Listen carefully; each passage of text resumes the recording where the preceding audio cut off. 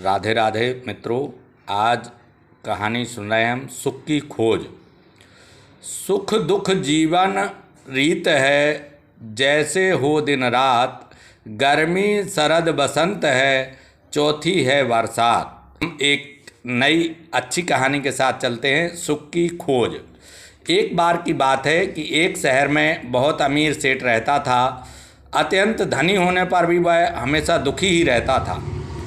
एक दिन ज़्यादा परेशान होकर वह एक ऋषि के पास गया और अपनी सारी समस्या ऋषि को बताई। उन्होंने सेठ की बात ध्यान से सुनी और सेठ से कहा कि कल तुम इसी वक्त फिर से मेरे पास आना। कल मैं तुम्हारी सारी समस्याओं का हल बता दूंगा।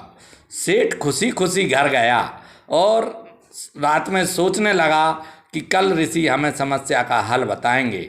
फिर से ऋषि के पास आया। दूसरे दिन उसने देखा कि ऋषि सड़क पर कुछ ढूंढने में व्यस्त हैं। सेठ ने गुरु से पूछा कि महर्षि, आप क्या ढूंढ रहे हैं?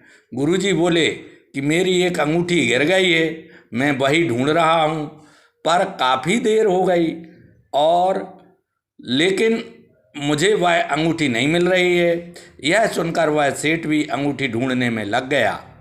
जब काफ़ी देर हो गई तो सेठ ने फिर गुरु से पूछा कि आपकी अंगूठी कहाँ गिर गई थी?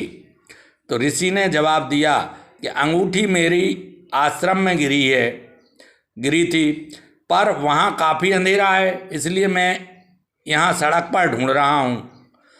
सेठ ने चौंकते हुए पूछा कि जब अंगूठी आश्रम में गिरी है महाराज, तो यहाँ क्यों ढूंढ रहे हो?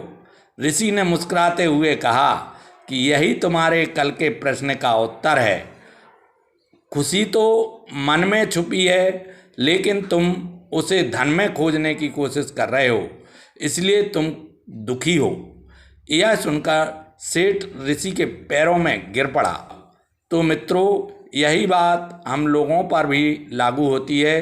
जीवन भर पैसा इकट्ठा करने के बाद भी इंसान खुश नहीं रहता, क्योंकि वह हमेशा कमाने में मगन रहता है, अपनी खुशी आदि सब कुछ भूल जाता है।